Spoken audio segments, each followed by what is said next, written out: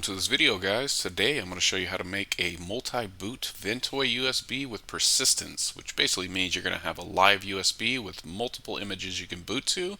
And the best thing about that is with persistence, you're going to be able to save all your work and take it with you no matter where you go and pick up right where you left off, again, across multiple different distributions or images.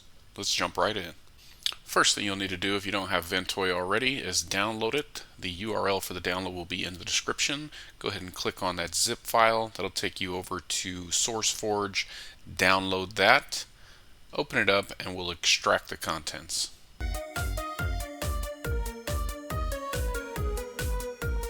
Alright, now that that's extracted, go ahead and launch the Ventoy to disk executable. Make sure you select the correct device there. We're going to overwrite everything on it. Go ahead and hit install. You'll get a couple of prompts. Accept those. This only takes a few seconds, and when it's done, you'll have a Ventoy enabled USB. Alright guys, now that the USB is ready to work with, the next thing we're going to do is we're going to create 3 folders here. First one we create is for our ISOs, so we'll call it ISOs. The next one you're going to want to create is persistence. This will be where we store all of our persistent.dat files or persistent image files. And the last one is a Ventoy folder, and that's where our ventoy.json configuration file will go. Alright guys, the next thing we want to do is we want to populate the ISOs folder with any ISOs that we're going to use on the Ventoy USB. And if you don't have the list, look in the description. I'm going to provide a link for you that will show you all of the supported distributions and ISOs that work with Ventoy persistence. These are the ones that have already been validated. Alright guys, so go ahead and grab your ISOs and copy those over to the ISOs folder. We'll be back when we're done.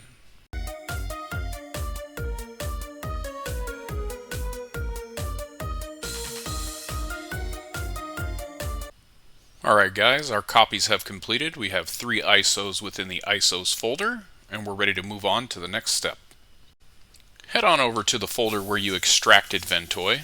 You're going to look for the Ventoy Plugson executable and go ahead and launch that. You should be greeted with a small utility for the Ventoy Plugson.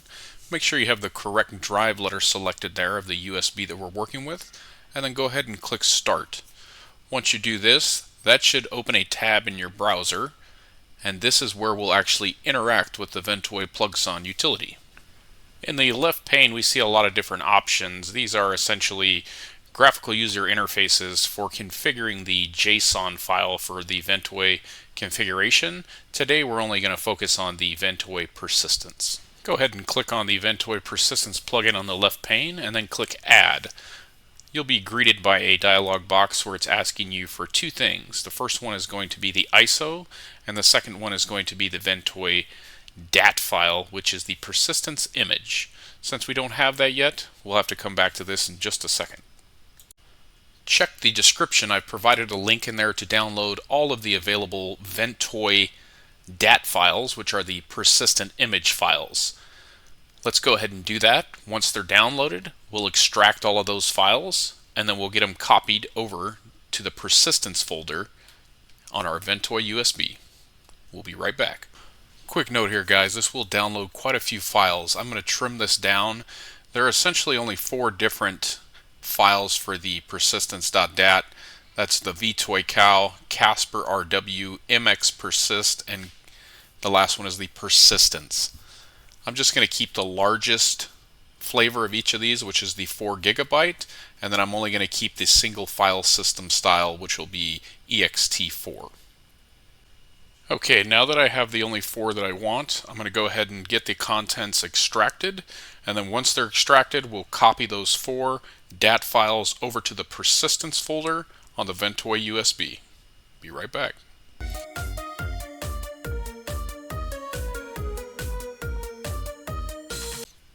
Alright guys, we have the ISOs in place, we have the persistent DAT files in place. Let's jump back over to the Ventoy Plugson utility, which is in our browser. Make sure you have the persistence plugin selected on the left pane, and then go ahead and click Add. Now we're greeted with the Set Persistence dialog box.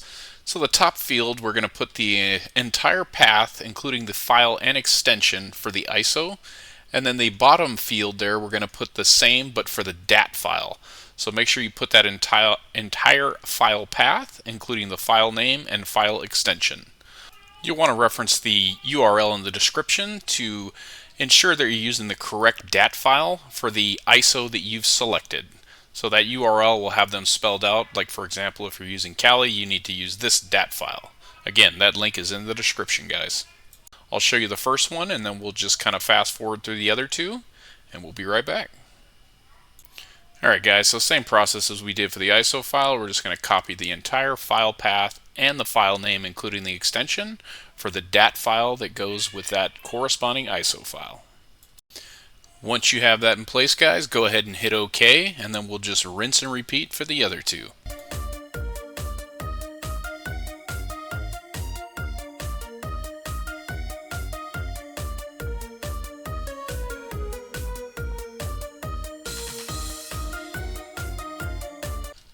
Alright guys, so we've done that 3 times for the 3 ISOs that we're using today. If you're doing less than 3, obviously you're only going to do it once or twice, and if you're doing more than 3, same thing applies. Do it as many times as you need to for the corresponding ISOs of your choice. Alright guys, so now that we have that in place, let's crack open the Ventoy JSON file. That's the configuration, and we'll see what this Plugson application did to the JSON file. Alright, so that's going to be located in your Ventoy folder on the thumb drive, and it's the only file inside of there, so just crack that open with any text editor, and you'll see what the Plugson utility did for you as far as the JSON configuration. Alright guys, our work here is done. The only thing left to do is close that browser tab, and then on the Ventoy Plugson utility, go ahead and hit stop, and then you can close that out. And the only thing left now, guys, is to test and validate our work. So let's go ahead and do that. Just because it's a lot easier to demonstrate, I'm going to be using a VMware player to boot my USB drive and check our persistence. You can do the same thing on a laptop or a PC. Alright, so I'm going to fire up this VM, and then I'm going to attach the removable media, and then we'll boot right into the USB.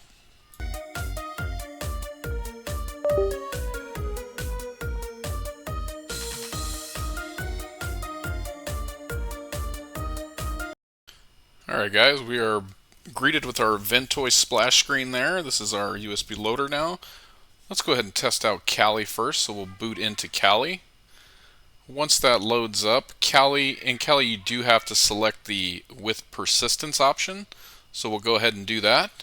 And then we should see our persistence DAT file there by default, and we'll go ahead and get that booted up and test it out. So like I mentioned guys, once Kali does come up, you're going to want to select the with persistence option.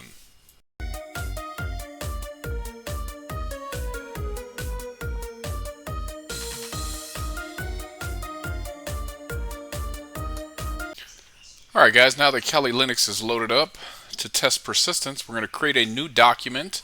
Go ahead and give it a name as you choose. Open that document up. Type yourself a message. No, it's not weird to talk to yourself. And then we'll save that and we'll get the VM rebooted. And if it's still there, we have proven that persistence is functioning.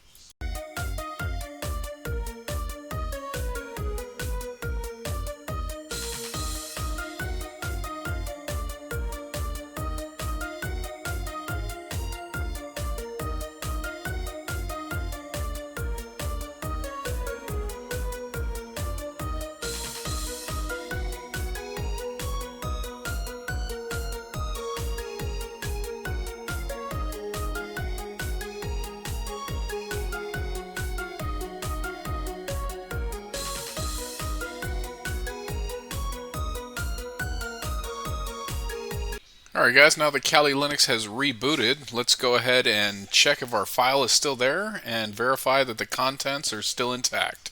If we see that, then we know persistence is in fact working.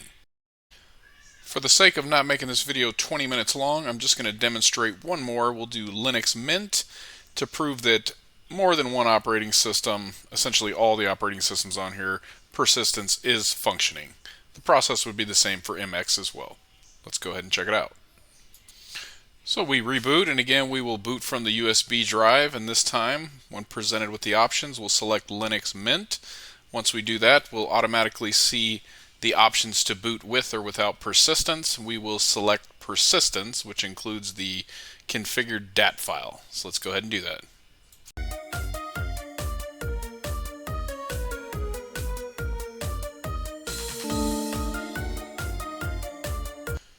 Alright guys, a little more of the same here. Let's go ahead and create a document, give it a name, talk to yourself, give yourself a message there, save the document. We'll get Linux Mint rebooted, and then we'll see if the message is still there along with the file.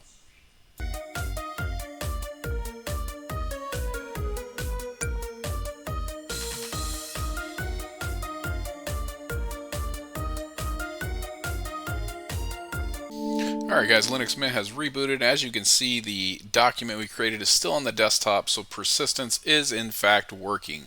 That's awesome. Hey guys, I appreciate you sticking around for the entire video. Hope you learned something here. If you find this stuff valuable, please give me a thumbs up, subscribe to the video, share it with your friends. And before I let you go, check out my shop guys, bootableusbs.com. If you like this kind of stuff, booting from USBs, and you don't want to create all this stuff on your own, again, check it out, bootableusbs.com. I've got a bunch of cool stuff on there. I'll probably get a new one with persistence up there soon. Thanks a lot for tuning in, guys. Until the next one, take care.